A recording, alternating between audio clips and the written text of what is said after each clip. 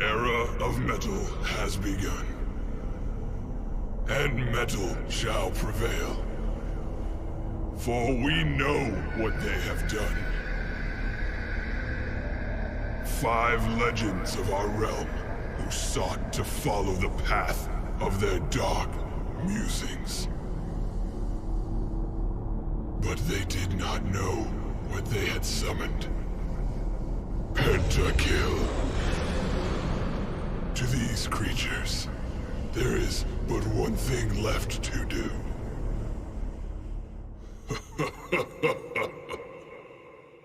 Heavy metal.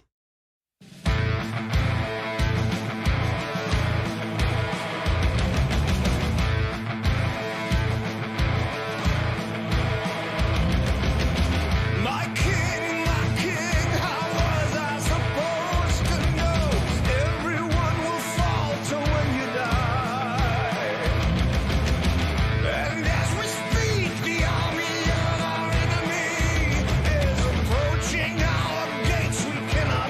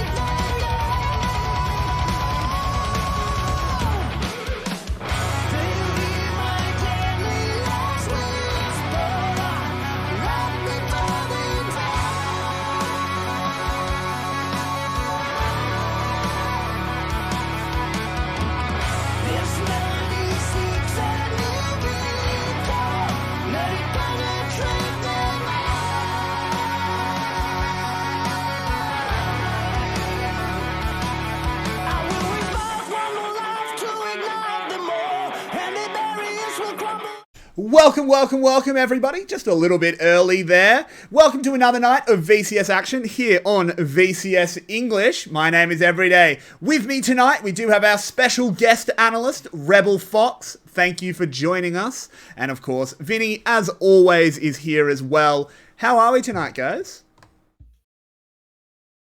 Not bad. I'm fine. Yeah. Doing good. Yeah. It's an early morning for me. It's not a nighttime, but yeah, fair enough. Yeah. Finally, though, you're outnumbered, so we've got 2 Australians on this at the moment. So it's 2 night times, so you've got to deal with it. But anyway, we are gonna sort of grill you a little bit, get your perspective. It's been a little while since you've been on the show. Do you want to just give us kind of your broad thoughts on how the VCS has shaped up since we saw you last? Yeah, I think there's just one thing that really sums it up, and I want to see what happened to Cerberus. They just lose their entire roster in the time that I was gone or something? Like, out of nowhere, they're undefeated coming into the GAM series. They take a really close game series. GAM wins it. It's like, okay, they made one mistake. They come out. Then out of nowhere, they're bleeding. They lose to Team Secret. They lose to Flash. And you're like, okay, these are top teams. Maybe there's a little bit of leeway. They lose to EVOS? What are you doing? There's a top team coming out here. Where did that come from? That, if you could answer that question, we'd really appreciate it. Because we don't know. Yeah. Something happened. Have lost a couple heads somewhere along the way. Yeah. And more just Clifford now. Just a big dog.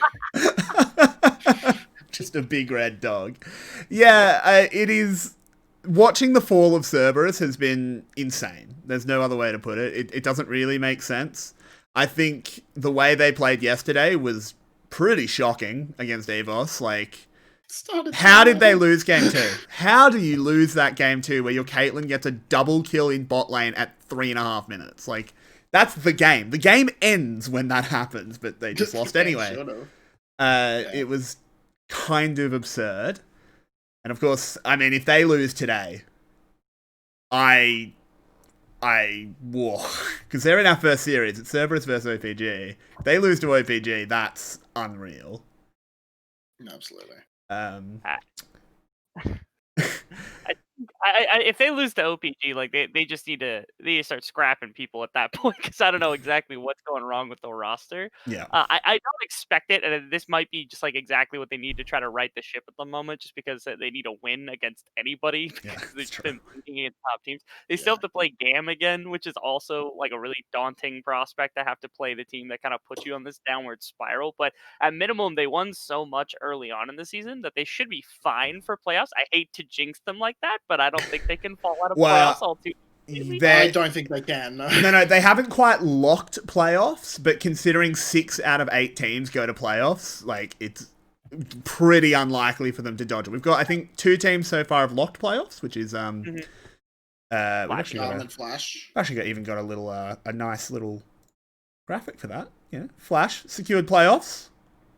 Show that one off. But yeah, I want to get your take on the power rankings. We kind of talked about ours earlier in the week. So this is ours on the screen at the moment. The bottom row is the average from the Discord before the split started. So there are some weird ones. Mm-hmm. Do you agree with us, or where do you have the teams? Yeah, I like the GAM Flash at the top too. I think Flash is more consistent, but I think GAM has higher highs. I think Team Secret does belong in third. I'm a little interested, of course, of the EVOS pick being in number 2, especially for the average. I don't think that's ridiculous. That was before the split started. So that was before the split when we just seen all the transfers. Gotcha.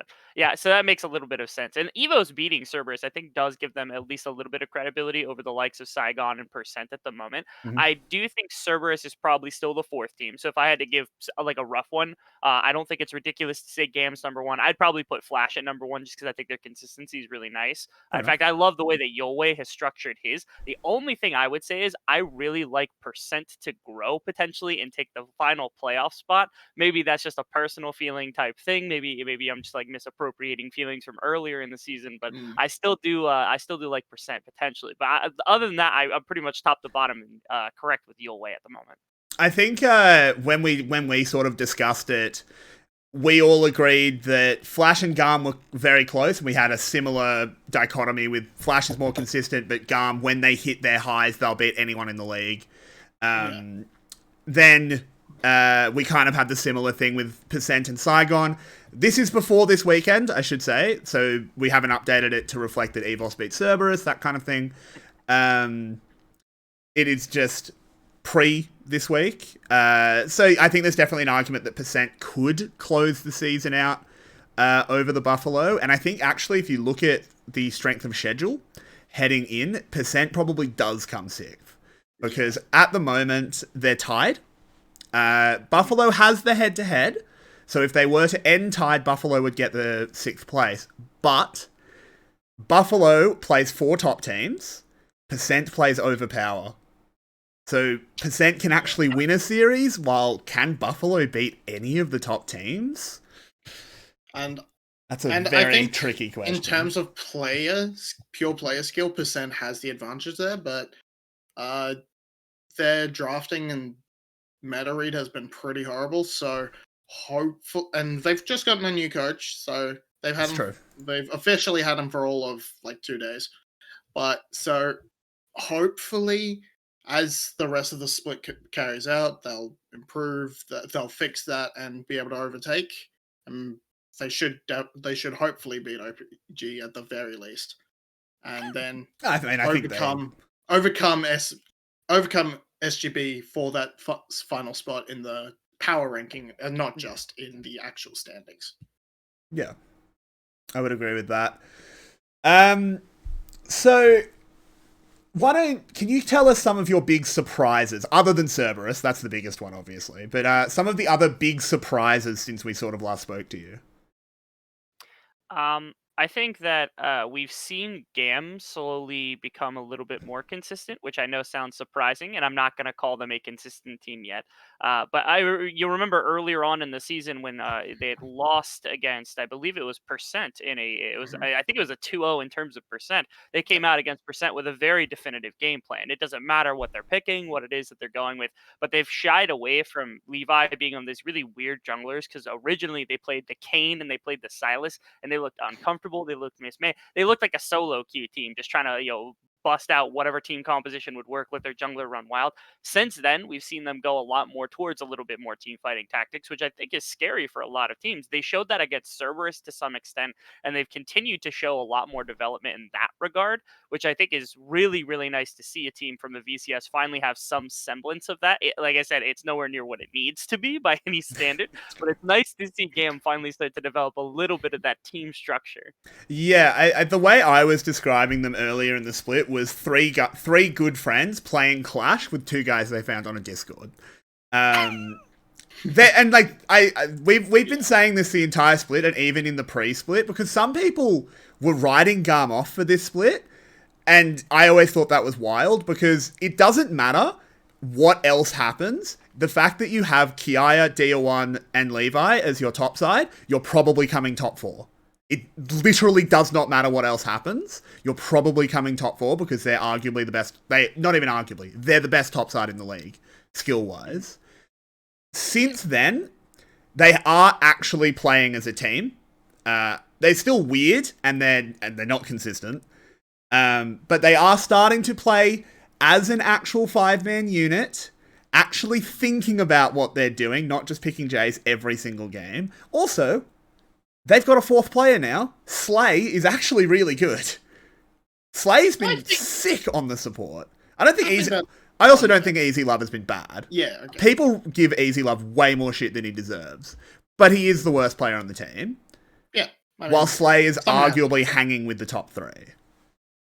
I think, like, in terms of raw mechanical ability, yes, 𝗬𝗓𝗏 is probably the worst, but he is probably the most crucial member of the team.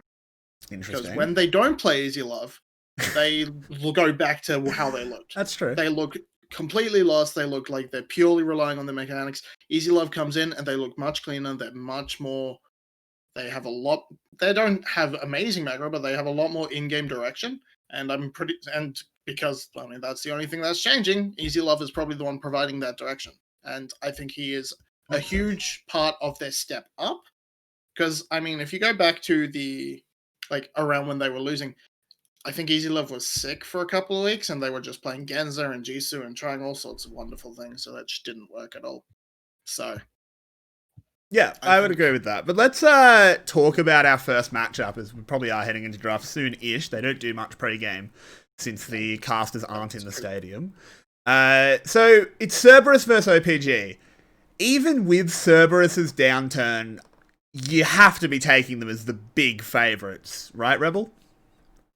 Yeah, I would say that's the case. You're hard pressed to find a team that you wouldn't take as a pretty definitive favorite over top of Overpowered at the moment. Overpowered, they're sloppy. Their key compositions aren't really good, and even when they've got advantages, like they are not definitively ahead in any given game. They're really, really structured around just finding fights over and over and over again. They don't always draft for that, which is a really strange thing in my mind, that they want to constantly be fighting and they can't always execute on their fights in that way. And so Cerberus, they have a bit more structure to them. They've got really good players. They're clearly the better team. I know they've been sliding again. Maybe a win is what they need to try to get themselves out of it. And this is the perfect team to do that against, because it's going to be a free win. This would give them a little bit more leeway. It would tie them up with Team Secret in the, or at least give them a better shot to tie them up with Team Secret and put them just one game out potentially from qualifying for that playoff run, which I think would give them a lot of relief. Very true. We'll have to keep talking about it as we do head into draft. Once again, I underestimated how little pre-game they always do. We had more to talk about, but it's all right. We're heading on in. Vinny, why don't you give us an idea of what you'd like to see picked up by Cerberus? Oh, so Cerberus, I think you definitely want to unlock Yado. His games yesterday were quite lackluster on the Syndra. while his Galio in game 1 was just pretty much immaculate. It was everything you wanted out of him. So I think give him a champion that isn't really confined, and Overpower's doing them a favor by banning the Syndra.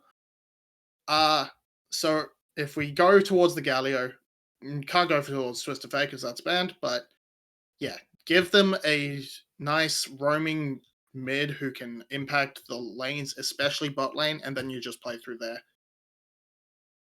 Oh, it's Jerry in today from OPG. Oh, Jerry is playing. That is a little bit of a change. Third top laner. Yeah, they haven't played him yet. Hopefully they've been feeding him. So, Rebel, we do see the 𝗁𝗏𝗏 and the Zoe coming in early. What else would you like to see OPG go towards? How do you think they can take games, draft-wise? I was a really big port of something that's just a very aggressive and just blindly aggressive in the bot side. I think Thresh is what a lot of teams would consider as something that you could go to, but I think even something like Pantheon or Leona would be really good choices. The other option is, I know Ashe has actually been banned out by them. They were running a little bit of CC out of the bot lane combined with something like a 𝗀𝘀𝗄𝗏. I don't think Varus is outside of that mold. I know he's been really unpopular as of late after a lot of the nerfs, but something like 𝗀𝘀𝗄𝗏, especially if they go for the Galio and the likes of this Nocturne, it's going to be really, really easy to protect somebody, keep them out of the fight for that initial engagement. Yeah. And we do have the... Ooh, hello! The Renekton counter pick comes in. Jerry throws down the Discord. That's the Discord? What am I just saying? What? I was reading... I was looking at Discord. Wow. The gauntlet. Oh, God. So we do see half of each team now. Vinny, what do you think so far of the Overpower comp? So currently we're missing just top lanes, bot lanes, and so I think pound for pound, you're looking at Overpower and you're saying, yeah, this is fine. Jerry's got the obvious counter matchup. Really early on, Zoe should have pressure into the Galio to sort of make Nocturne's ability to invade and farm aggressively harder, which should open DK to maybe impact that. I'm really looking towards the bot lane, and I'm hoping Overpower can just lock Ashe in here. Not Ashe, sorry, Pantheon in here, because Xin has looked so good on that champion. He is able to... He's everywhere he shouldn't be in the correct in the good way. Like Cerberus, don't expect him to be there, but he is, and he just locks down a kill. So plus, I don't think there's too much that can really shut it down unless we see a Caitlyn Lux come out of Cerberus again, which has to be on Overpower's mind. So possible. Maybe. So I'm very interested to see their takeaway pick here. It's going to be a defensive option. It will, yeah, it looks like it might be the Braum. It kind of makes sense. Just throwing down the Glacial Fissure when the Death Ball comes in. They just go straight to the Aphelios. Rebel, what's caught your eye here? What are you liking? What are you hating? Cerberus is a really definitive 4-1 that they can play, and the Renekton doesn't really do that great into Quinn, but for the most part, as long as he doesn't fall dramatically behind early on, there's still a lot of kill threat onto the likes of Quinn, so your split push isn't going to be amazing from the side of Overpowered. And then you look at the rest of their comp, and you've got 𝗁𝗏𝗏𝗏, you've got Zoe, you've got Braum, which again, I'm not Braum is great for defense, but trying to mitigate what will be a massive engage from a Nocturne Galio, it's not really the strong suit of Braum specifically, because he's more of a directional instead of just taking out flankers. And so I'm curious what they go for here at support. I do not love the idea of a Senna. It's a mobile. Yes, you've got some good healing, some okay laning, but the threat of that dive is just immaculate right now from the side of Cerberus. With the Ezreal ban, there's not really a good mobile option for the AD carry. Though, so I think being able to just shield yourself is probably the best option you've got left. I guess. Unless you had gone for 𝗀𝘀𝗄𝗏.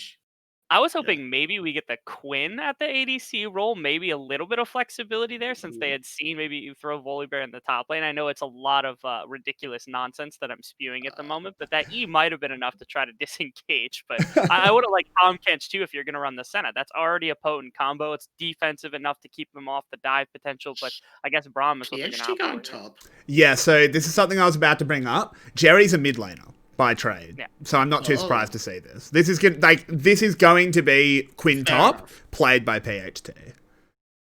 Fair enough. PHT is he's basically an AD secretly carry. Man. He's basically an AD carry, so he can play Quinn.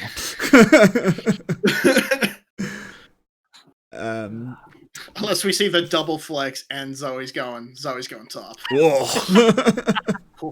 Mind games, boys. Zoe v Renekton, hell yeah. I mean, that's been a mid lane matchup more than it should have been. But Rebel, I'll get your take first. Which draft do you like more if you turn the nameplates off? Who are you favouring? Which do I like more? Cerberus' composition, I think, is far stronger, if that's what you're asking. I always like Quinn. Any composition with Quinn, I like more immediately. But, unfortunately, it's worse than what Cerberus has drafted pretty much across the board. I think Cerberus takes this one pretty easily. Yep, fair enough. Vinny, do you concur? I'll have to get a very brief... Oh, no, never mind. You've got plenty of time, because we're pausing. You've got to save yourself. This is a horrific thing to look at. But that man is not meant to be looked at. But I am... asking you the same question, Vinny. You've got a bit more time to talk it through now. I think for the most part, yes. The Aphelios pick could have been something a bit stronger. I think if you look at Cerberus's, OPG's comp, only the Volibear is really going to play into what Aphelios wants from you. The Zoe and the Quinn are going to be able to sort of keep you at arm's length in terms of getting to the damage. So I would have preferred to see maybe focus on giving yourself Kalista instead of Aphelios, because you banned. You could have taken, if you left Kalista open, you could have taken that. I don't think it was on the minds of OPG, and it's not really a risk. Or just a Caitlyn as well. I don't know. I think it could have been a better pick, but overall, yes, I do agree with Rebel. I'm rambling. Sorry. It's all right. It's fair enough. You've got time to ramble because obviously we are in a pause, which is not great. The old sap comes in. So we can dive a little bit more into it. Because maybe not. Hang on. All right, we're actually going on to the Rift. So both of you need to give me a prediction. Rebel, you start off. Is it going to be Cerberus? Yes. All right, Vinny, do you agree? Yep, Cerberus. There we go. Yulwei, I hope you're there, mate, because we're about to throw over to the casting team as the Rift has loaded in. We're going to be going over to Everyday Caster and Yulwei. Thanks, Everyday. We're happy to bring you here on the Rift. Yulwei, what do you think of these drafts? I am shocked that we brought someone on who likes Quinn, so I'm not sure if I can continue this cast. I'm a little bit disgusted, to be honest. Quinn is one of the most toxic top lane champions in the game, and as a fellow top laner, I'm shocked.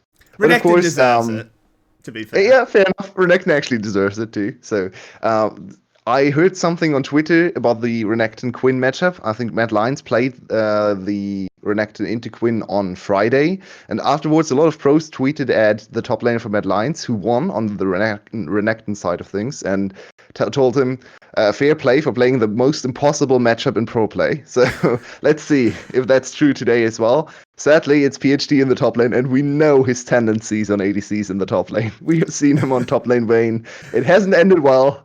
No. Let's hope for some improvement. I think even PHT can do this one. He starts 𝗀 as well. I think that makes a lot of sense. He's gonna be lane dominant even without starts. Yep. Welcome to Quintown. Could we illustrate the point anymore by LL already being zoned under tower? Yeah, the big problem for Renekton is he usually goes for short trades in and out with his slice and dice, of course. That's not possible into Quinn. So his best trade, or the best trade window for this champion is just not possible into Quinn. That makes him basically just a wall of meat standing up to Quinn, and he's not that tanky. He's not a full tank. He's not a Malphite, and even Malphite struggles into Quinn. So he has no ranged farming abilities.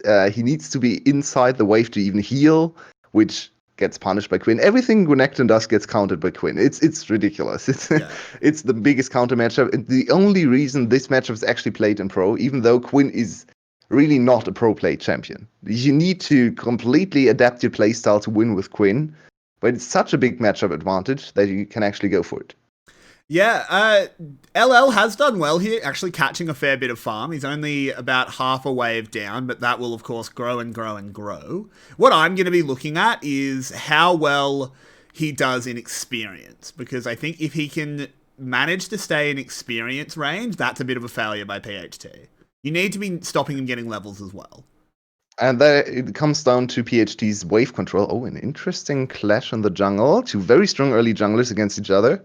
Ooh, 𝘂𝗃𝗏's kind of on the wrong side of this, as he's going to have to go straight into Jerry, who has an exhaust, locks and loaded, the spell shield's already been used, but 𝘂𝗷 just wants to try and get on top of the Zoe. It's 2 1v1s, Jerry making the big plays, look at all those flashes! The Winds of War can't quite finish the kill off, and DK charging forward onto 𝘂𝗷. Jerry's picked a flash up, goes over the wall, throwing out the sparkles, and he lives as well! OPG strike first, and they strike hard!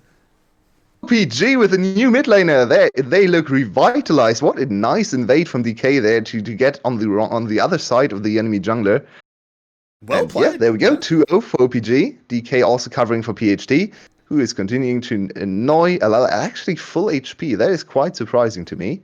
Let's look at this again. Exhaust, of course. Nice roll from Jerry. He's a good Zoe player. He knows when to roll the correct spells. Yep. And that basically enables them to kill 𝘂𝗃. 𝘂𝗷 sees... Oh, I actually think he plays this well. I actually do think Jerry plays this well, because he goes back and picks up the flash. Absolutely. That, like, yeah okay. You can talk about the spell being broken. But... That was... I mean, he was... 2 times he was very close to dying, so very unfortunate for 𝘂𝗷. He missed like the lethal threshold by 2-3 HP 2 times in a row. So it could have been a 2-for-1. 2 for 1 would have probably been a little bit more fair to both teams and their efforts there. But in the end, it's a very good start for OPG, and they get their Volibear ahead. We saw some people struggle with Nocturne early on, especially when Nocturne was behind. I think there was one game where it was like 50 CS down against Lee Sin. So this could be another game where Nocturne can't get going. Yeah, and I mean, I've got to say, I don't think I was particularly impressed by 𝘂𝗃's Nocturne in any of the games that came out. The team comp worked in game 1, but I don't think his Nocturne was anything special. It was much more the follow-up that was done well. Yeah, generally, we've seen so much Nocturne in this patch. We are still on 10-14 compared to some of the other regions, moving on to 10-15. But Nocturne has really come in as the specialty. Oh, hello, in the mid lane, 𝗀𝗏𝗆's found and engaged there. 𝘂𝗃 getting away, but has the Curse of the Black Mist as well. 𝗀𝗏𝗆 flashing forward, desperately trying to get a little bit more CC down. There's a Flay. 𝗁𝗛𝗎 will clean it up with the flamethrower. DK wants to make something out of this, but that might just be donating another kill, as it's already a double. Can 𝗁𝗛𝗎 get the Gravitum out? No, not quite. It's the first 2 kills for Cerberus, the best recipient of these kills. We know Artemis, he was our MVP, #1 candidate at mid-split point. Then he has fallen off for the most part. He's still a solid ADC, and one of his best champions at the start was Aphelios, now at 2-0. This is a very nice back. He's probably going to go for boots plus BF sword, so super safe in lane with a lot of trade damage. Let's look at this again. How does this start out? Very sneaky. He does not collect the souls. Oh, and the perfect grab on 𝘂𝗃 to get the double flay. Followed up also by the perfect weapon combo for Artemis, of course. A lot of damage and CC with the purple gun, followed by blue.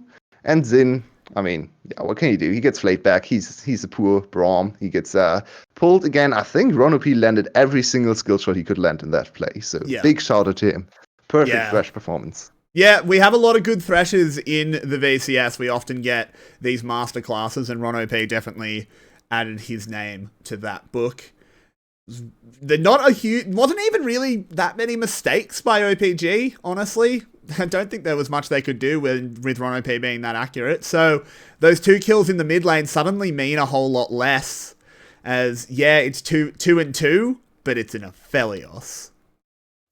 Speaking of mistakes, look at the CS in the top lane. That is not supposed to happen. That is really not supposed to happen. This is wave control.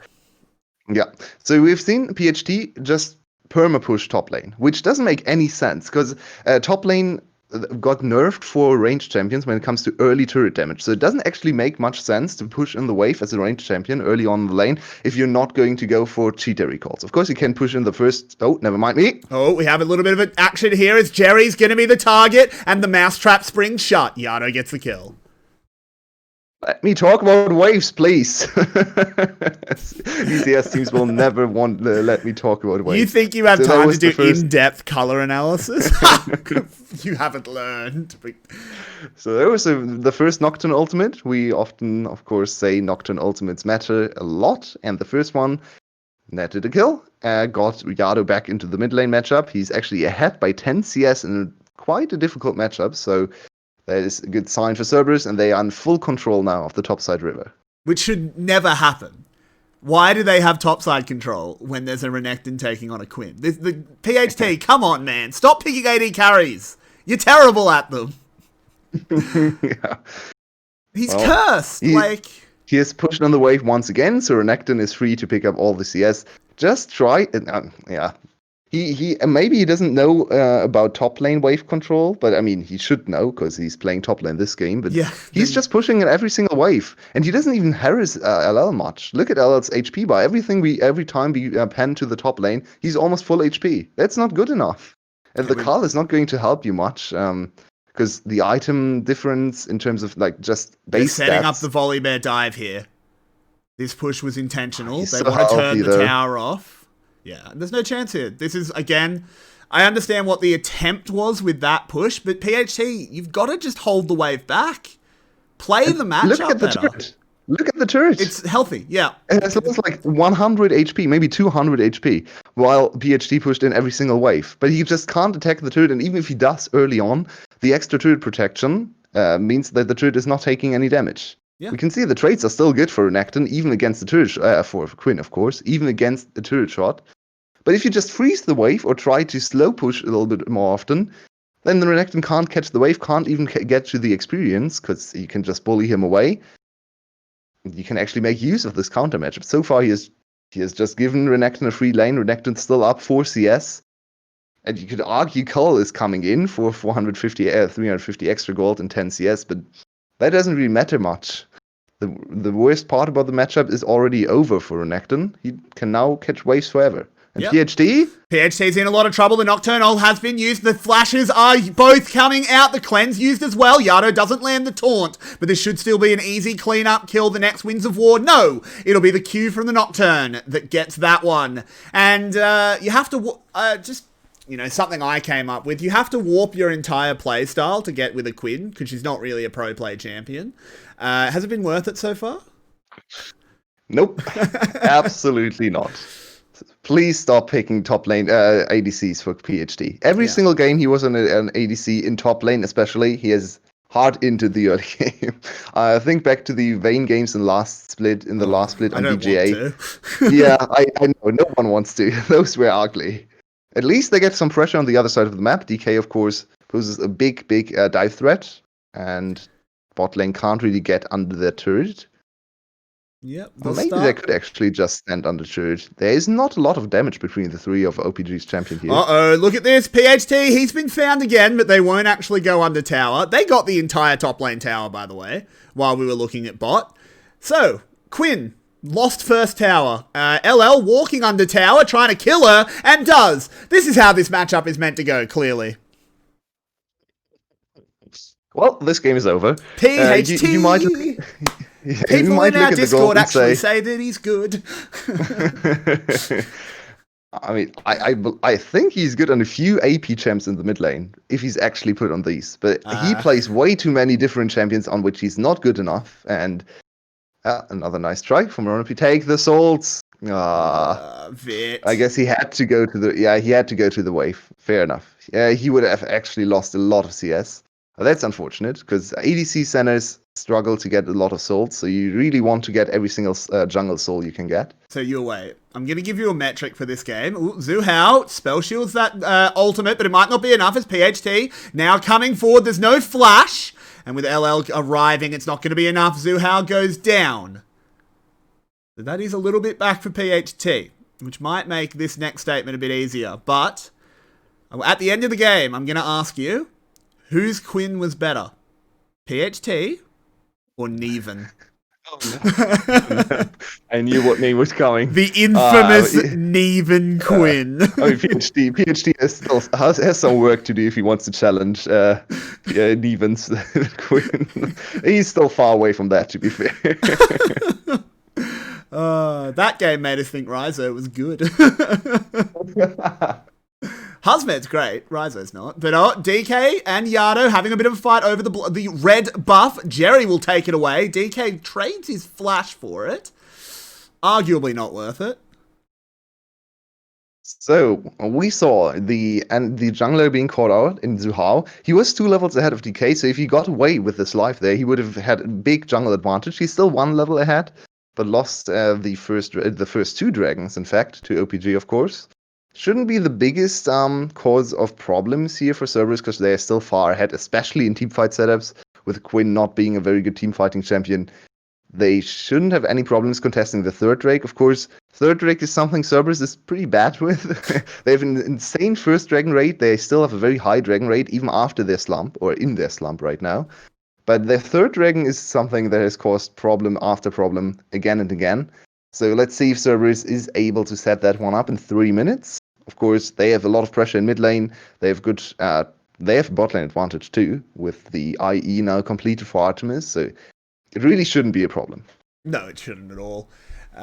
You would hope they can get to it, start getting those infernal drakes stacking. But we are in a really weird situation now for OPG, because when they draft this comp, they expect a stronger top side. So how do they even handle this one? 𝘂𝗷 should be fine here. Yep. It's chunked. How does OPG keep playing this out? The question. Well, yeah, you looking at this composition, you don't want a team fight, right? But you might have to maybe bank everything on your dragon snowball. You have 2 dragons already, so if you get the 3rd dragon, you might want to look for picks for the 4th and then win the game off soul. So the 3rd dragon is a very important fight here. And I feel like OPG is going to take this fight, not only because they are OPG, but also because their composition is not going to do anything later on in team fights against Cerberus's comp. So right now it's still base damages from champions. The first item is completed for both ADCs. Actually, at Senna almost on his 2nd item already. And we can see PhD still deals a lot of damage. He does, but with the reinforcements coming in, there's way more of them for Cerberus. The Senna ult couldn't turn it around, and that's going to be another 2 kills picked up for the doggies in the top lane. He's getting punished so hard by all the global pressure. Now he's 1 and 3. He's so far behind the Renekton. He's even 20 CS down. He lost the first 3rd gold. It's a very bad situation. You can see, even on 1 level down, he hard wins the fight. So there is still something they can maybe play around later on, but also look how fast he goes down. He's an ADC after all, right? Yeah, he has 1 item, he has no defensive stats whatsoever, just gets bursted down, hands over another kill with a DK wanting to help him out there. So top lane is not going to get much better. I feel like Quinn is never going to die to Renekton solo if she doesn't really do something super bad. Quinn is never going to die to Renekton solo. PHT could die to Renekton solo. True.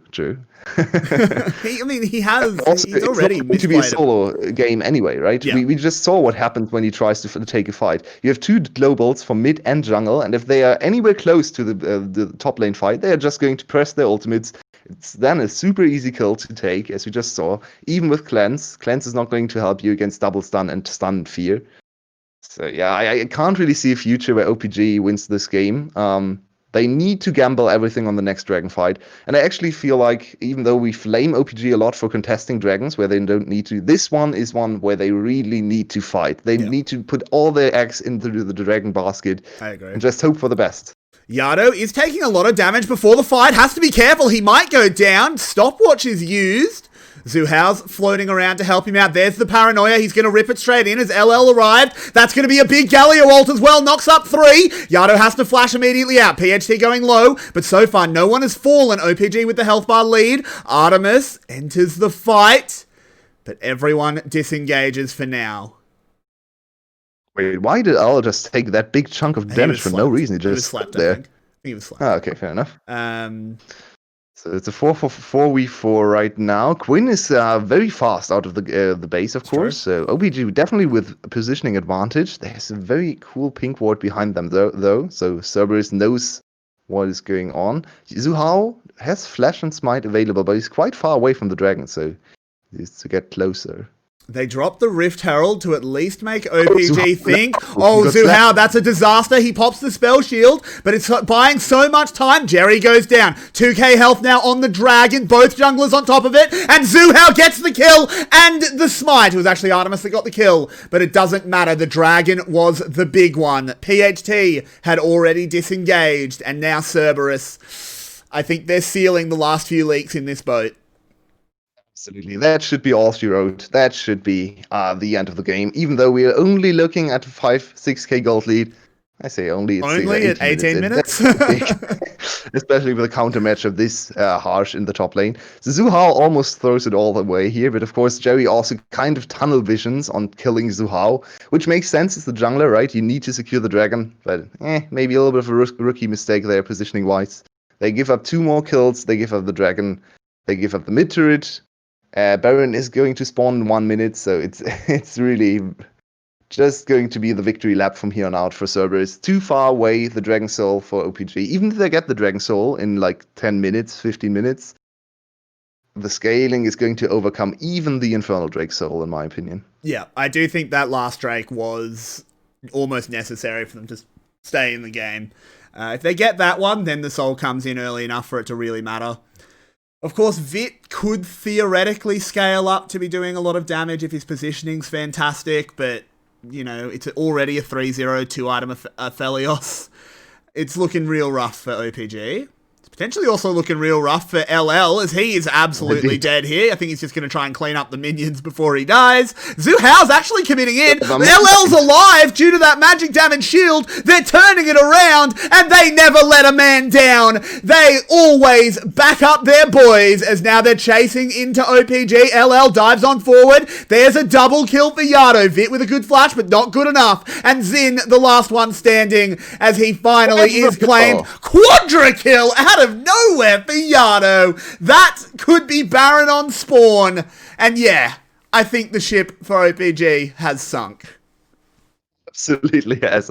Yesterday we tried to get the Baron record for this season, so maybe we can get it today with a 20-minute spawn dragon. So let's see what the count will be. The ADC wasn't there, so it's going to be a little bit delayed. We still could be like in 20, 22, 23 Baron here. It's very fun. 21. There we go. Okay, that has to be the fastest Baron of the season. Yeah. And so let's have a look at how this the record happened. from Secret. Yeah. So every day, tell me, what is the #1 rule if you play against globals? They have globals? No, attack the globals. Right, yeah.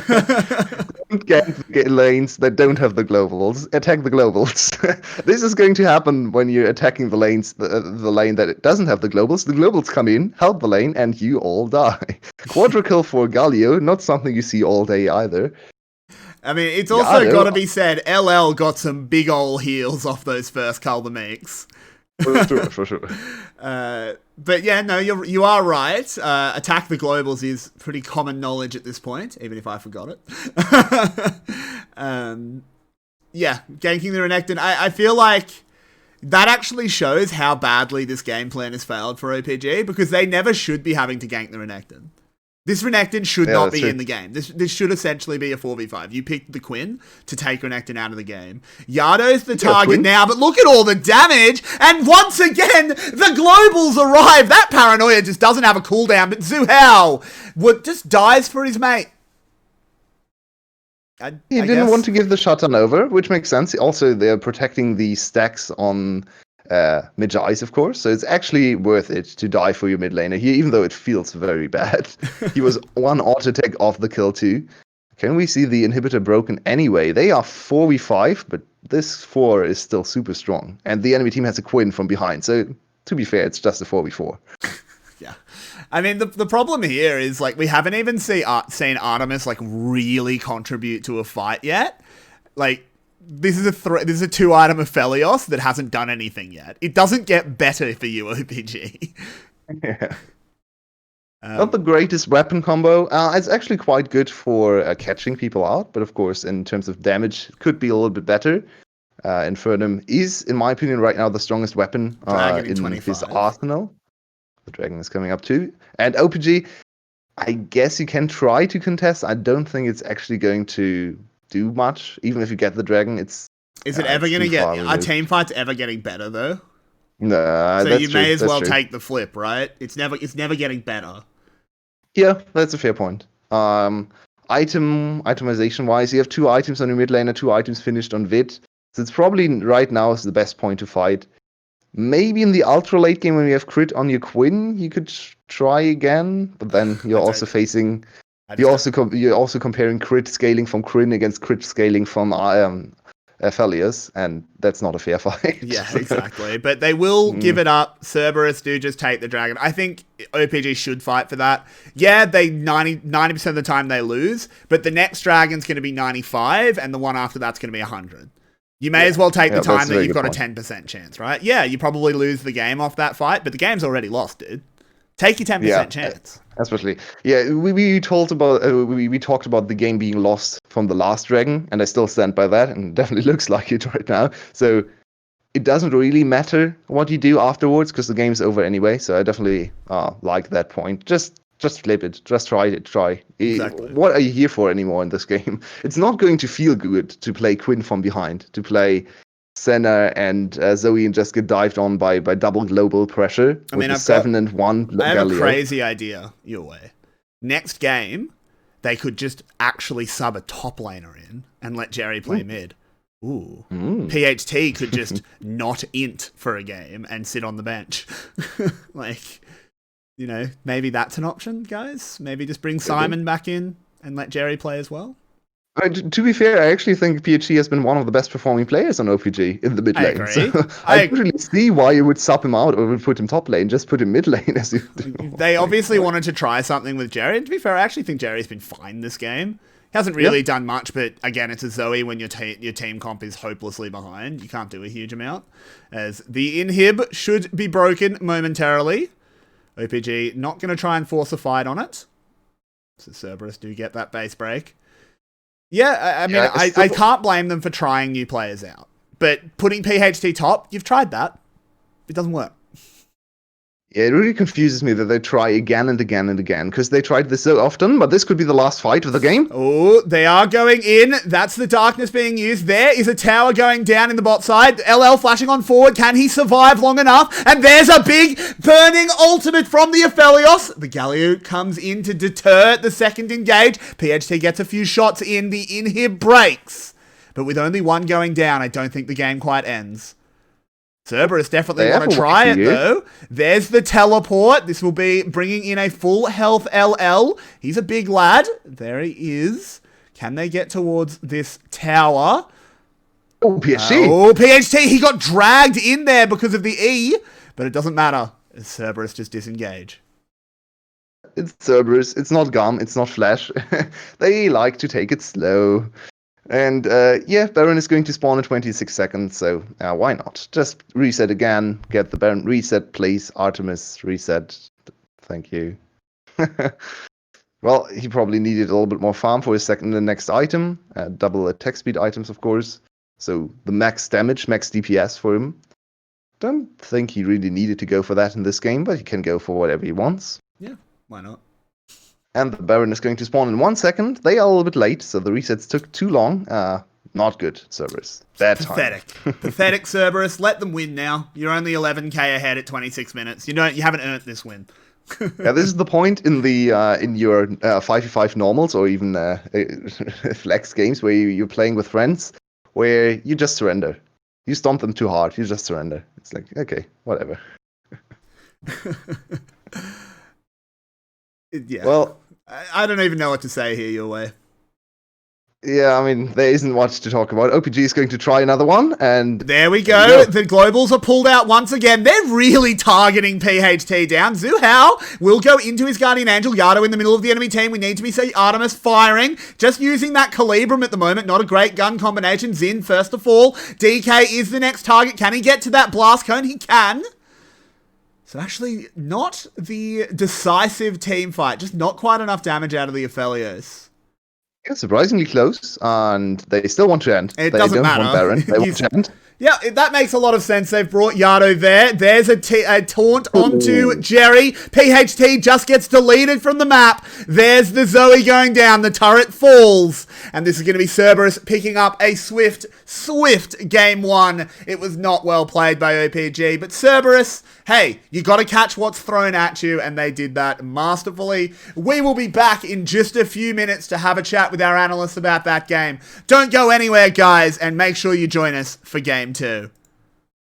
Now listen, fellow warriors, I ask you, should my campaign come to an end? There's way more to avenge. 50 million souls live in this realm without much hope. Not too long ago, this kingdom was a golden state of hope.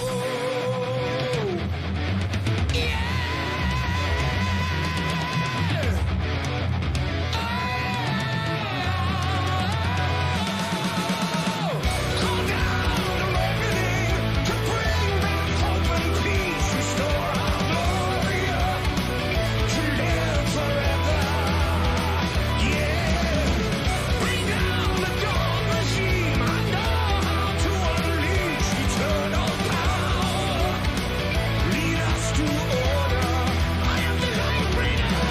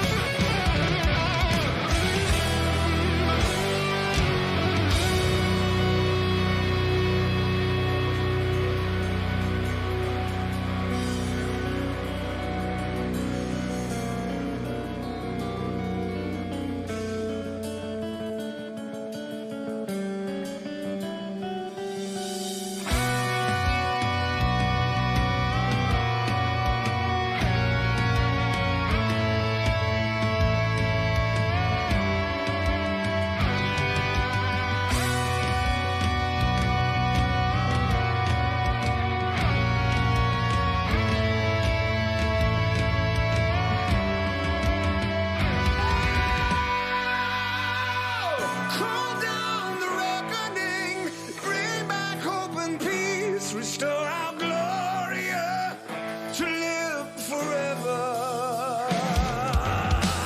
Call down the reckoning to bring back hope and peace, restore our glory to live forever. Bring down the dark regime. I know how to unleash eternal power. Lead us to order. I am the light bringer.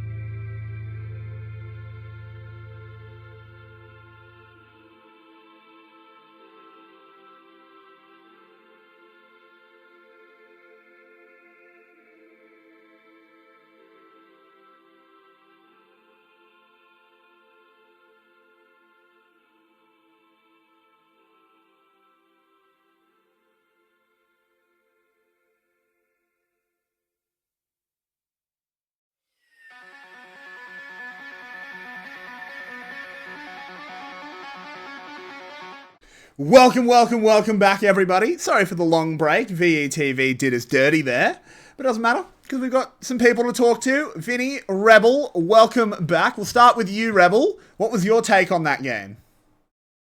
As expected, the engage composition with a lot of really good tools to work around the map versus the composition that does literally nothing. One, the Quinn, surprisingly ineffective against the Renekton early and mid and late, and once again, OPG just kind of falls by the wayside. Yep. That's pretty much what happened. Vinnie, have you got anything to add? That's pretty summed it up, I think. But OPG, of course, they tried. They did try. And you could see the potential of the Quinn pick. However, when you see the Quinn pick going in and in and again and again and again, and every single time it's responded to with a Nocturne or a Galio or both, you just have to go back to you can bang your head against a brick wall 1,000 times. It's not breaking. Doesn't make you a sledgehammer. Yeah, it's true. It was pretty bad overall by OPG, which is, I think, what we expected. I will, to try and put a bit of a positive spin on it, I think Cerberus did everything right. Which is good to see from them. They've been, VETV, you've done us dirty. They've added, we're going to have to go back on break, lads. We're shattered. I'm upset. Yeah. They've just added another 5 minutes. It's also worth, I just want to say this before we go back to break, because the one real bright spot for OPG was that early game 2v2. And even then, that was just really unlucky for Yardo. Twice he should have killed Jerry with the passive, but... It's true. So unlucky. Too tanky, man. So yeah, it's true. Well, I do apologize. We wanted to come back, but we did the silly thing of going back before the timer ended, so they added another 5 minutes. We'll be back in just a few more minutes. Don't go anywhere, guys. I'm very sorry, but VETV. We're hoping it's just going to be 5 minutes, but whatever. See you tomorrow, guys. No, it'll just be a few minutes. We'll be back.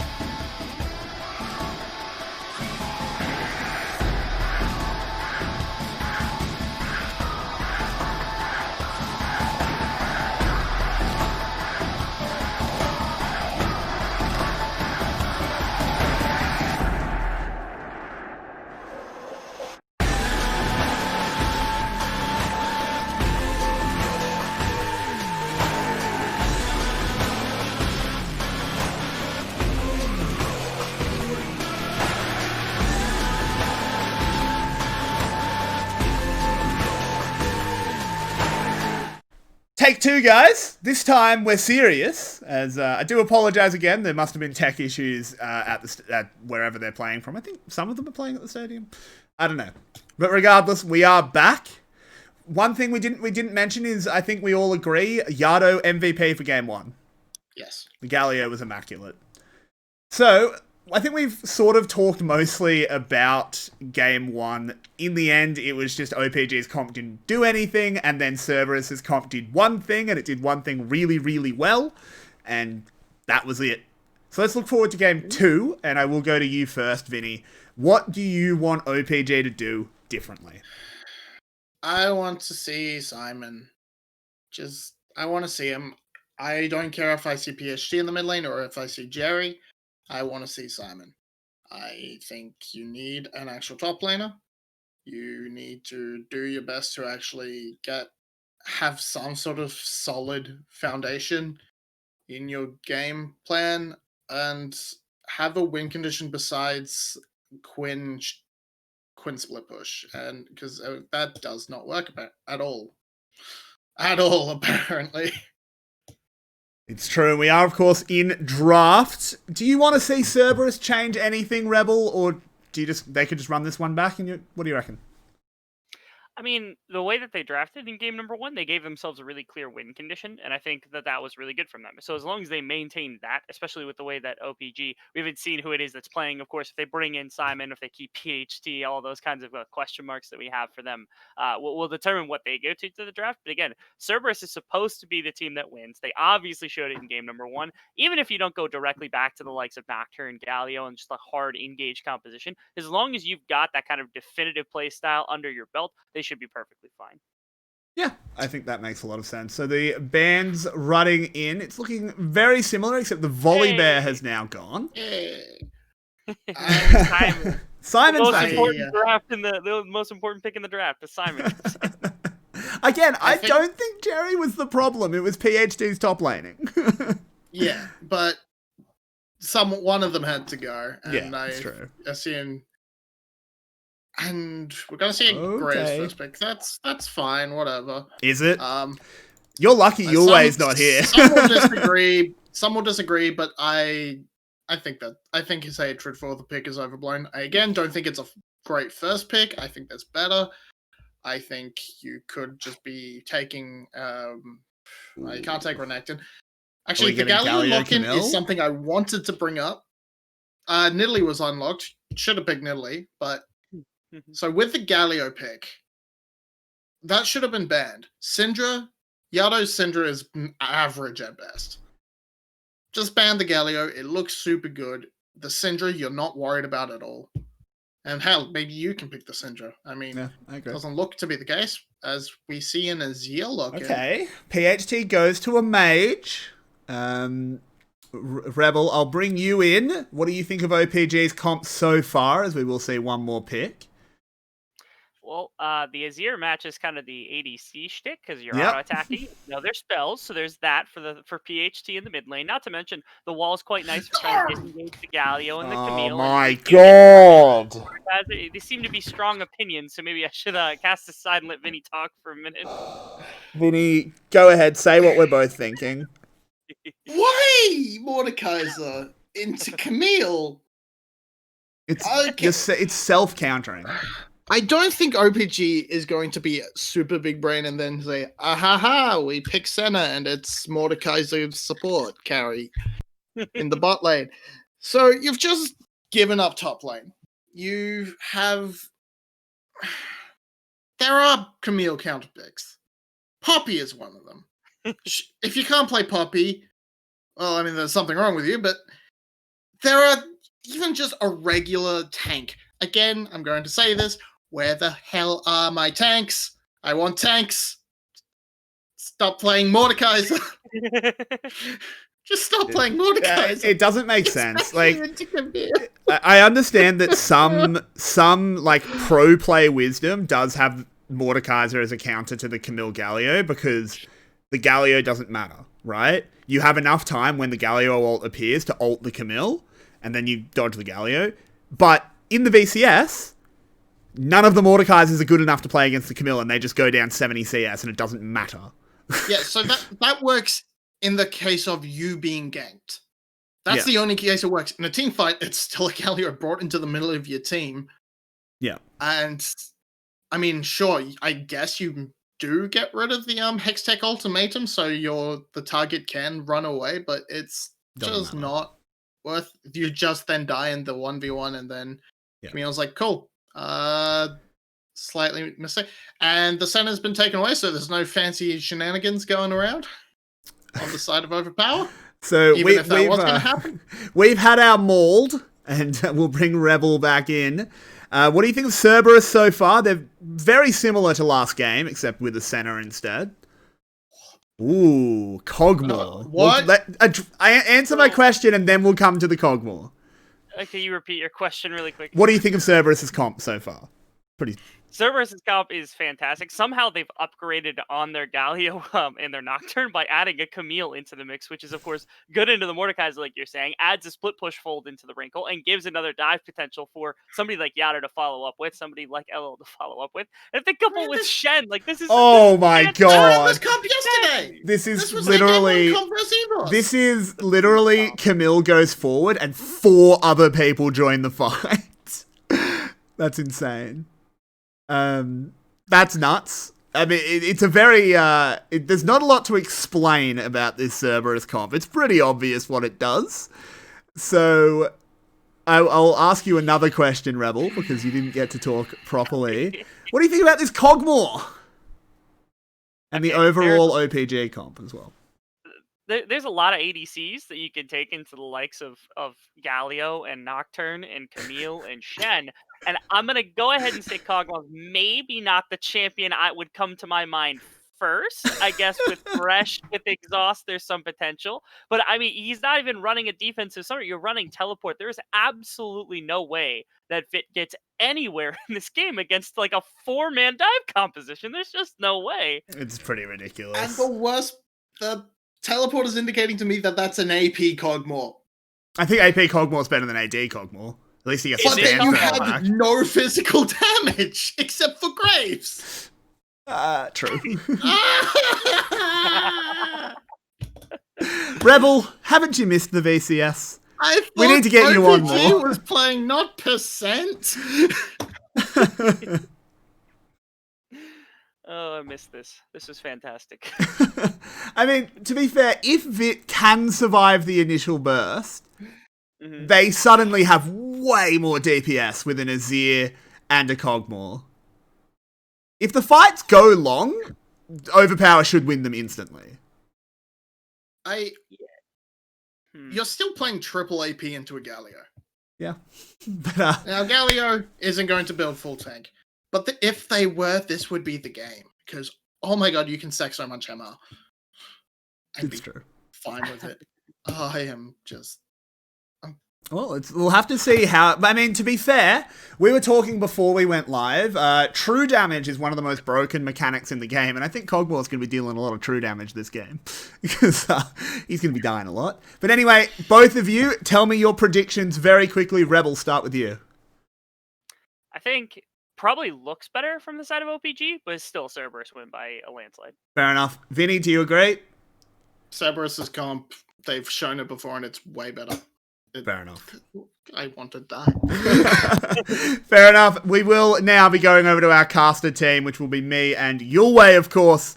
Yulwei, let's link you in. One of your favourite champs has been picked. What do you reckon, mate? Yeah, I'm really conflicted with this OPG comp. They first pick Graves, and then I rounded out with bot lane AP 𝗁𝗃𝗄𝗏, so I'm not sure what to feel. It's AP 𝗁𝗃𝗄𝗏. I need to love the comp, but then it's also first pick Graves, so I need to hate the comp. I don't know what to say. I mean, look, there are theoretical things happening here that are good. Graves with no other AD can actually be good because it means he can build lethality. He doesn't have to go up against armor. It's an interesting thing, isn't it? That's something. But do they have enough Graves really consistent the champion? damage? Yeah, I feel like that in theory is good, and that's the theory you talk about with Karthus, with the AP side, right? But does Grace really offer enough damage to make that comp work? I feel like he's going to need some early kills to really make that work. And maybe he can get some in early skirmishes. Last game, we saw Cerberus opt into the skirmishes into mid lane. So let's see if they do that again. Well, with some nice traits. We saw 𝗚𝗃𝗲𝗄𝗃 yesterday, first game, 11-0-10. One of the most ridiculous Camille performances ever. So he played against 𝗁𝗃𝗧𝗃 too. Let's see if he can repeat that success. I would say I would like OPG's comp if they actually had an AD top laner, because I feel like it's a little bit too much AP for me. I also AP threats is a little bit too much. But also, if they had an AD top laner, it means they didn't pick 𝗁𝗃𝗧𝗃 into Camille. That also is a nice side effect. Which would be really nice. I really hate picking... And again, me complaining about 𝗁𝗃𝗧𝗃 in pro play, I play more 𝗁𝗃𝗧𝗃 than is healthy for any individual to have played. I have basically become a suit of armor with the amount of 𝗁𝗃𝗧𝗃 I've played. And I still don't want to see him here. We have a very active bot lane, a lot of trading back and forth, and so far it seems like OPG has gotten the better end. Of course, the mana is a little bit of a struggle right now for 𝗳𝗃. Before level 6 and before his first mana item, he can run out of mana very quickly, especially if he spams that E to farm from a long range. Oh, minion, come on, that was rough. The minion just blocked 2 CS there for 𝗳𝗃. That's the Fields Batman. Jungler so far. I was really confused. I thought we were out of sync. I was like, what is that reaction? No, it's just you complaining about minion mechanics. Typical. Oh, 𝗂𝗏, he might have some complaints as he's got to flash over this wall. DK follows, but walks the wrong way. Oh, 𝗁𝗏 now will find the graves. This could be a little bit of a problem, but of course he's got a mid laner to run to. DK going very low. The spell shield comes out. He's got the attack speed. 𝗁𝗏's just going to try and re-engage. There is a flash taunt by 𝗁𝗃𝗃, and it's a 2-for-1. Cerberus on top. There we have the early skirmishing, but this time around it goes in Cerberus' favor. Very nice position from 𝗁𝗏 to wait for the graves, or kind of track the grace after he flashed over the wall. He just got the solo kill. It's very easy for Nocturne to get solo kills into ADC junglers. Kindred is even easier, but even Graves is possible. And of course, he used this flash early, so he didn't actually have the opportunity to flash on top of Azir. I thought he would 1v2 there, honestly. Let's look at how it happened. Again. So it starts off badly for Cerberus. Yeah, 𝗂𝗏 flashes over the wall and DK.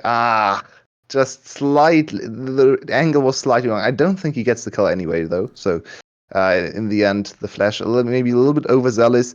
𝗁𝗏 tries to block some spells, but unfortunately for him, if this was any other mage, I think he could have 1v2'd. But the problem here is Azir's auto attacks from soldiers don't proc the spell shield. So the spell shield was actually completely useless here. If that's a Zoe hitting a Q, you can block the Zoe Q and then kill her as well because she doesn't have DPS. But it's Azir the only mage with DPS, so he can actually trade back. Yeah, very close true. one. It's very true. But still, in the end, a 2-for-1's not bad. Ooh. DK is going to come down into the bot lane. The flay onto 𝗁𝗃𝗃. He uses his dash. The hook goes out straight onto Artemis. The mist was not enough. And 𝗳𝗃 will get the kill. Showing us that he is also a very good Thresh player. We had an insane performance from 𝗁𝗃𝗃 in the last game. Now it's Zin's turn to show us some nice grabs. And here we go. First kill for 𝗂𝗃𝗥𝗕𝗥𝗕𝗥. Will not really change much about the lane because 𝗂𝗃𝗥𝗥𝗕𝗥 is just here to farm and scale. It's definitely a little bit of safety. It will accelerate his build path. He's looking at a lost chapter, so maybe after the next reset can actually go lost chapter and tier, because this build path right now is going to delay his tier for quite a bit. So we potentially have a little bit of downtime as this Drake is taken. Why don't you run us through the 𝗂𝗃𝗥𝗕𝗥 a little bit? It's not a super common pick, and I know you really like it. So 𝗂𝗃𝗥𝗕𝗥, of course, spikes really hard with ultimate evolution. So level 6, he gets very strong for lane. Level 11, he gets super strong for team fights and poke wars. And level 16, he's kind of almost a range hyper carry. Okay, so I said we had downtime. I was totally lying as they saw a level 5 𝗁𝗃𝗧𝗃 and said, hey, you don't have Death Realm. That's the one reason for the pick. And it didn't matter as he goes down, the easiest kill they'll ever get. And PHT wants to have a crack here. He goes very aggressive, has already used the wall. He just dies. Oh, this is ugly. DK's here. LL's very low. But I don't think you needed that round 2. That could have been a kill for Grace back if he was level 6. Collateral damage would have secured the kill on LL, but in the end, everyone makes it out. PhD even throws his life away, gives even more of an advantage to Cerberus. 𝗁𝗏 farmed to level 6 super quickly. He's actually level 6 before the enemy top laner hits level 6. They just hit their combo. 3 champions on top of Simon. He can't do anything. Even tried to flash away. Now look at PhD. Let's take a look at the minimap. So Grace definitely is approaching. They want to get the 2v2 kill or 2v3 kill under turret. But PhD a little bit too early on his engage, and Grace has just arrived. He doesn't have his ultimate. He can only chase with auto attacks, so not enough damage. I mean, I feel it's just like another kill. At best they get a 1-for-1 there with the PhD re-engage. So is a 2-for-1 really that much better for you than a 1-for-0? I don't feel like it is. I don't think the position was ever really good enough for you to try and 2v3 engage there, especially looking at the HP bars for Cerberus after the play. They were still almost all of them were full HP. So you need to hit a miracle shuffle into turret to actually make the play work. It was only one member. It wasn't even in the turret range afterwards, so really not the play to go for. And PhD once again showing us his over-aggressive tendencies. Yeah, that was very, very over-aggressive, but let's kind of look in at the other lanes. We were talking about 𝗂𝗃𝗏𝗄, so maybe we can go back to some of that discussion, because I do think it's interesting. Can Vit carry this game? I know that's a nebulous question, but give it your best shot. The 𝗂𝗃𝗏𝗄 actually confused me quite a bit in this composition, because picking 𝗂𝗃𝗏𝗄 into this much dive is not the way you want to go, in my opinion. 𝗂𝗃𝗏𝗄 very strong against mages like 𝗁𝘂𝗧. He's one of the biggest counter picks into 𝗁𝘂𝗧 in lane, where 𝗁𝘂𝗧 just doesn't get to play the game, because he just gets poked down before every fight starts.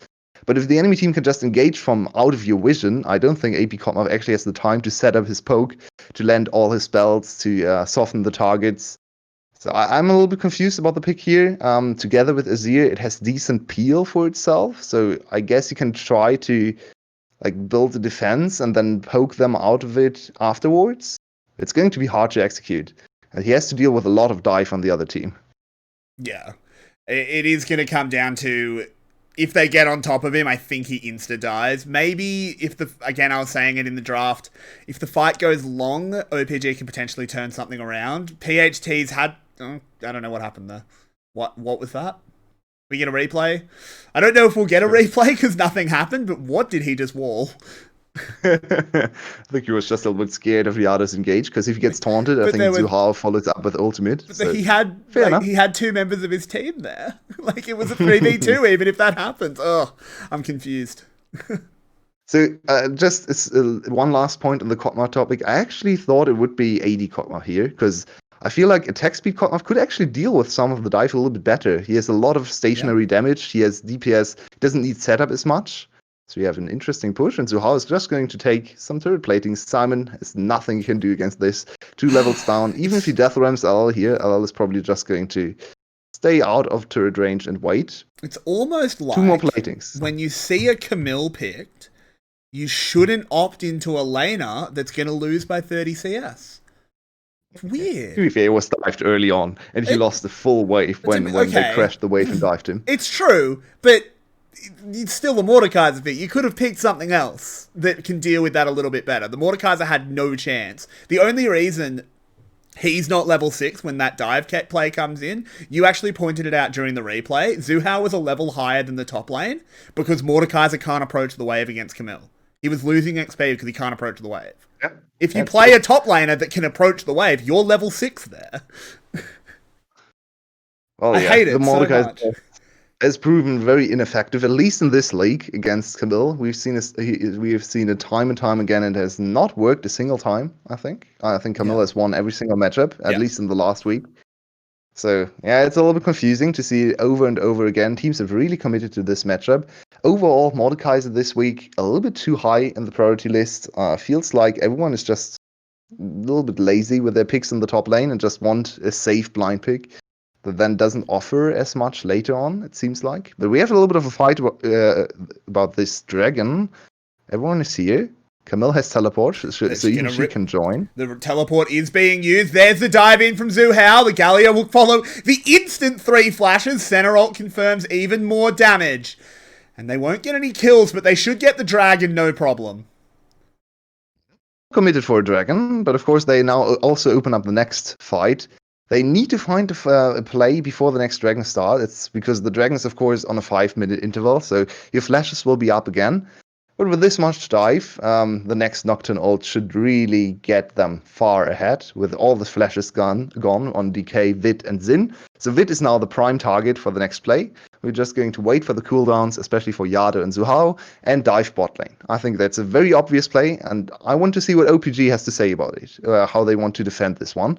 They have TP advantage in top lane and mid lane as well, so maybe we can see some good counter plays from OPG to prevent this dive from happening. Hey, you want to know how you know a 𝗁𝗂𝗧 matchup's really bad? He has a blasting wand and an arm guard. If you can't build haunting guys early, you shouldn't have picked 𝗁𝗂𝗧. Should have picked a different champion. Yeah. Pick something else. Just why? Like, I don't want to harp on it anymore. I think we've set our pace, but I don't understand why teams are doing this. It is consistently losing. We just now need to see if he can actually stay in lane against 𝗁𝗁 and able to defend this turret from falling. 𝗁𝗁 hard pushing in once again, so he might want to try his hand. It's a pretty low turret, and Camille has true damage against turrets, so could work out. Seems like he's not quite fancying this one. And instead, he's waiting for 𝘂𝗏's ultimate to come back of cooldown and trying. Maybe they want to try and dive top lane again. 𝘂𝗏 is shadowing behind him, and we see the pings come in. Yeah. Oh, yeah. 𝗂𝗄 is grouping up as well. Look at 𝗂𝗄's movement. Well, he's getting ready for the next dive. This is where, in theory, the 𝗁𝗂𝗧 pick works against this, right? Because he death realms. Yeah, that's true. The question is he strong enough to kill anyone in the Death Realm? Because LL can get away from the tower. There's the engage. They go straight in. He goes in with 𝗂𝗄, who's just walking away from the tower, turns gold, which will buy enough time. Can they re-dive? Because they kind of need to. There's PhD. He puts up the wall, and that actually is going to be enough to deter the play. 𝘂𝗏 has to go gold as well. 𝗬𝗃 ultimatum onto Simon, and he gets taken down. They get away with very low away with it. Oh my god, Cerberus get away with no HP bars between the three of them. Oh, that has to be so tilting for OPG. There's a very good response for PhD in my opinion, a very bad dive setup. I have no idea why 𝗂𝗂 had to walk in from the side. Where he even went over a pink ward, but speaking of 𝗂𝗂, one other. There's a charge forward. 𝗁𝗏, he's taken a lot of damage, but it doesn't matter. The center ult will do the damage. 𝗂𝗂's got a kill. Xin is the next target who'll get taken down. There's now a teleport. Do they want to try and turn on this one? Simon's here. He's got no Death Realm. Artemis and 𝗂𝗂 are just going to kill him. And this 𝗁𝗂𝗧 truly is living in the Death Realm. But it's a solo journey. Oh, LL goes for the 1v2. Flashes in, rips up some heads, brings in his buddy Shen, and it's going to be another 2 kills. And this is a big, big Camille. Get me out of here. Oh my god. That was filthy. Nicely done from LL, showing us another good Camille performance. So actually adding some more champs to his pool. And what happened? So PhD's level 11. Yeah, he just jumps on PhD. Okay. There we go. Very easily done. And yeah, DK actually blocks the E there. So the first attempt on killing PhD was prevented by DK, but then LL just flashes on top of him. Has the stand united from Ronald P2, so he's actually confident in taking the second target too. And that's another 2 kills for Camille, 500 gold shutdown, 50 CS advantage. Well, 6k gold lead almost for Cerberus. They picked into this matchup, by the way. Just by the way. Yeah, to be fair, the 𝗁𝗂𝗧 had nothing to do with that double kill. So. No, I'm just saying. So I really like the proactive play from 𝗂𝗂 here in the bot lane, just going for another gank. I don't think anyone expected him to come in immediately after the gank in top lane to gank bot lane afterwards. He didn't go to mid lane in like 2-3 minutes straight. He just ignored mid lane. Yeah. And they abused the flash timer for Vid. So we talked a lot about Vid and the 3 flashes blown before when the last dragon fight happened. Mm-hmm. And it looked like they weren't actually able to punish Vid, but then a creative play gave them another kill, and Vid didn't even get the counter kill with his passive, because Ronald P used his E to get away with a very slick movement. Yeah, it didn't even get the true damage. What a shame. Yep. And so... we have a dragon spawning in 10 seconds and all of the globals are still up. Cerberus is kind of living the dream at the moment. They're having their cake and displaying it too. This is a bit rough if you're an OPG fan. There's absolutely no reason to contest here for OPG. No. Give it up. They please stay away from this dragon. They are just going to murder you again. Stay under your turrets. Maybe even try to move away from your turrets when they come for you. So right now it's just hoping for late game team fight, because you have strong late game champs, of course, right? Azir scales very well, 𝗂𝗃𝗕𝗥𝗕𝗥𝗕𝗏 scales insanely well into the late game, so just hope for the best later on. It's very unlikely that you ever get there, but maybe Cerberus does something dumb, overdies the turret here and there, and then you can get picks, scale up on your AP carries. Yeah. Let's see. We'll have to see. Sometimes Cerberus does take a little bit too long to close games out. We saw them very hard punished for that yesterday. 𝗀𝗄𝗏, he'd immuned the wall. What PHT was now that? is in trouble. I think an interaction I've noticed once or twice now. If you Justice punch the Azir as he ults, the ult doesn't hit you. I want to see that again. Because I saw it in the LPL once. Interesting. But we've got an engage here as all the globals are used. Again, it's like a piano symphony. They hit the same keys every single time, and 𝗂𝗄 walks away with a lovely little ditty. That's 2 kills. That's how easy it is to get kills with this composition, especially from ahead. You just see hero kill hero. To bring an old reference, it's just everyone presses R and the enemy team dies. This Grace has fallen behind. He's the only physical damage to speak of, and he's not even relevant. So everyone can just go into MR items. You see some of the MR items coming. Actually, not a single MR item for 𝗂𝗄. It's a little bit of a missed opportunity. It's still a nice stat to have on Galio. Of course, not quite as good. Yeah, okay. Well, yeah, okay. I think this is a game where you could go for Abyssal Mask and really be unkillable in the mid game. Instead, he wants damage, and once again, 18 stacks on his Magi. He is having a standout series so far. He is. He's absolutely going nuts. So, Yulwei, I'm going to ask you to utilize all 200 of your IQs. How does OPG win this game? How do they get to the late game? Well, a Baron steal is probably going to be in there.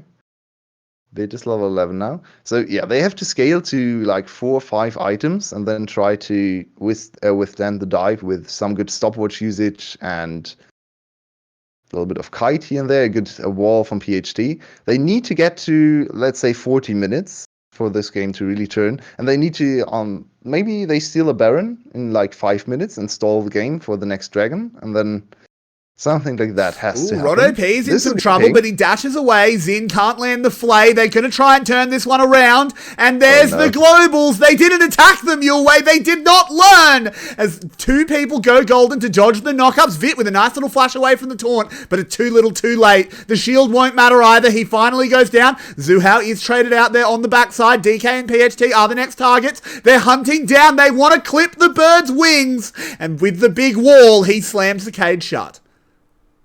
It's refreshing to see a dive comp actually work. So many dive comps have failed in this 𝗏𝗏𝗏𝗏 meta, because 𝗏𝗏𝗏𝗏 is actually very good into dive. Just stands there, uses his crescendum, uses his severum, stays alive and kills everyone. Not the case here. The 𝗁𝗏𝗏 is not in a spot to do that. He just dies again and again. Even with a cool flash, he didn't get away. And now it's 22 stacks for 𝗂𝗄. It's 404 for LL. They get the first inhibitor at 21 minutes. Not quite as fast on the Baron as they were in the last game.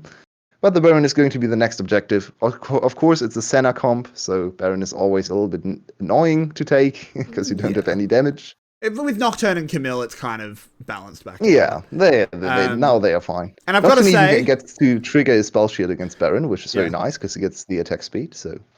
I've got to say, it's very appropriate that LL has gone 404, because the enemy top laner can't be found. It's definitely a 404 error here on the Rift. Where's he gone? His DNS is gone. Also, just looking at the stats for the top ladies, this is very funny. 404, 040. Yeah, the inverse. They need to combine to be the ultimate Jin player. Oh yeah. So, well, Cerberus found a way back into the league after 4 series losses in a row. Yesterday to EVOS, giving EVOS the first ever win over a top 5 team in this split at least. They have recovered. A very dominant series against OPG today. And they only need one more series victory to lock top 4, I believe, with the difference in game score. It's 4 series to play, and they are still... Oh, they're only 3 series ahead after this one of EVOS. Yeah, there we go. Oh, hang on. We have another engage. That is a dead bird. DK will be the next target. Can the Graves deal enough damage? 𝗁𝗏 actually going very low. Has to be bailed out by 𝘂𝗏. A little bit too deep there. How did he live? The boys were helping out. And LL, by the way, he's dead. Yeah. LL gets the kill. Cool. Yeah, not a big surprise looking at the items. Death Realm wasn't even used. Wait a second. Death Realm was not used? Yeah, it wasn't used. Okay, so you probably just got one shot or something. In the meantime, we have a bot lane turret and Baron taken by Cerberus. This is a big stomp. You can say that again. There's not much to say anymore. It's like, OPG needs to have Cerberus turn off their monitors for 20 minutes, and then there might be a chance. Yeah, this is where the DDoS has got to come out. Obviously, not something we actually want. I don't need a pause in a game that's already over. LL trying to solo the 𝗬𝗏𝗃 here. Needs to be a little bit careful with that, as Vit still does do a lot of damage, but it's level 16 to level 12. He has no sustain in his build yet, so the 𝗬𝗏𝗃 is actually very annoying with the highest single target damage from all the dragons. Can Vit steal this one? Can he achieve anything in this game? Nope, because 𝗁𝗏 wants to just make sure of it, but the lantern's used. The Stand United came in as well. That hook is dangerous, but it doesn't matter because Cerberus just want their flappy friend in the Drake. Do you know what's worse than this composition for Cerberus from OPG standpoint? Let's see how this happened. So Simon... Oh, nice dodge. That was a very cool dodge from using his ultimate to dodge the E from Simon. Death Realm at any point. Death Realm. Okay. I mean, the enemy has QSS, so... yeah, but it's not still... going to do anything. You know, at least force the cooldown, right? Yeah, we just saw the... we're back to live, by the way. I thought we were still in a replay, but we are not, as 𝗁𝗏𝗃 charging on forward. LL, that is a good Azir wall, but LL shows off the legs, jumping over that wall and gate crashing the party. Other one, 10k gold lead. Double 𝗬𝗏𝗃, actually, I wanted to get this point in, but there was no time with all the fights. This is a full ultimate composition, and they have 𝗬𝗏𝗃s, so... Yep. There isn't even going to be a downtime for your ultimates. You can just spam them again and again. Look at LL's ult cooldown. Look at LL's ult cooldown. Yeah, it's a little bit disgusting. Yeah. 𝗁𝗏 has like 48 seconds on his ultimate. Yeah. One of the biggest ultimate cooldowns in the game, I think. So yeah. Or at least it was at some point. I think they actually buffed that one. It's still up there. There's not too many ults with ultra long cooldowns anymore. Requiem's probably longer, but... Yeah, for sure. So another inhibitor is going to fall. Not much OPG can do. I'm definitely sounding like a broken record in this game because there isn't anything they can do. But yeah, we're just watching a little bit of a victory lap. LL is already taking top lane inhibitor, so it's not going to be a long victory lap, or at least it's not going to take long for Cerberus to run that victory lap because they are super fast. This is, surely the game ends soon. I don't think we've got long to wait. Nope. Everyone waiting for the minions. They have Baron buff, and they have super minions coming in soon. Where are the super minions? Still in base. Oh, and there it is, the final invade. Cuz come in. Will they be able to break the line of forts? I think they will. This is truly the fall of the enemy citadel. Simon is going down as the Death Realm ends. Vit is putting up a valiant effort, but the last stand will not do much. 𝗁𝗏𝗃 gets his KDA ruined. But that is now going to be 420. Cerberus is blazing it as they head to a series win. They get their season back on track. And we'll be heading straight over to our analyst desk. Thank you, Yulwei. We'll talk to you in the next series. Analysts, welcome back. Vinnie, start us off. What's your first impressions? Mordekaiser. bro. Yeah. I It's true. my hairline's already receding. I can't take this anymore. Yeah, Rebel, you got to watch out. This is what watching the VCS does to you. He used to have like a full afro. It was huge. And one split, and he's gone back to what he's got. But, Rebel, have you got anything to say? I mean, this is what we talk about when we talk about how OPG has just been losing all split. Not only is it like their players that just it don't seem up to the caliber, it seems like their compositions just have absolutely no meaning to them. Yes, you've got late game damage and like @𝘂𝘃𝗕, and you've got Graves, and you've got 𝘂𝗃𝗃𝗿. Yeah, sure. How do you get there? And even when you get there, how do you execute on it? You don't have CC. You don't really have a lot of protection. You don't have a lot of defense against the die. You got what, Thresh Lantern? You gonna save Cosmo one time in a fight? Like Thresh Lantern doesn't work against Camille either, so even worse. Yep. Yeah, it's true. There's not a huge amount to say. In the end, it was just a better team beating a worse team. OPG certainly didn't help themselves out with the compositions. I don't think they should be playing these execution-heavy things. Just play something a little bit more simpler and don't pick _𝘂𝗃𝗧𝗏 into Camille. Just copy what they did what Cerberus did this game. If you play that comp for the rest of the split, you could probably get some upsets if you're on OPG. Yeah, it's probably true. But that means PhD can't play AD carries, and he only knows how to auto attack. Thankfully, you have Gary on the bench. Well, anyway, we want to look over at Cerberus, and we want to shout one of their players in particular out. Our player of the series here on VCS English is going to be 𝗂𝗄. He had an insane performance.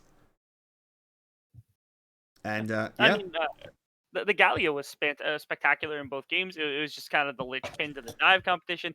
He was picking up every kill somehow, which is really weird for a Galio to just get every single kill in every single dive. But somehow he was doing it. I will give props because the problem was not that the rest of the team wasn't as good as he was. The problem was just that he was getting everything. He was doing everything that the team needed him to do better than everybody else. I think LL had a couple of really solid top lane performances. The Camille specifically, I think in game 2 was really good, but it's just hard not to give it to 𝗂𝗄 the way he played. Yeah, he was really just the linchpin. It wasn't why they won, but you have to give the player of the series to someone. It wasn't the only reason they won, I should say. So yeah, with that, our first series has drawn to a close. It was a quick one. It was a clean one, which is what we wanted to see from Cerberus, but I think we still had a lot of fun. Their composition is always fun to watch. But thank you for joining me, Rebel. Thank you for joining me, Vinny. That's going to be us going on a little bit of a break. We will, of course, be back for the second series tonight, 𝗀𝗄 taking on 𝘂𝗍𝗄𝗆𝗆𝗆. If you like fights, if you like kills, don't go anywhere. We'll be back in probably about half an hour. Don't you worry. We'll be back well in time for the games. Thanks for joining us once again, and we will be back in just a little bit.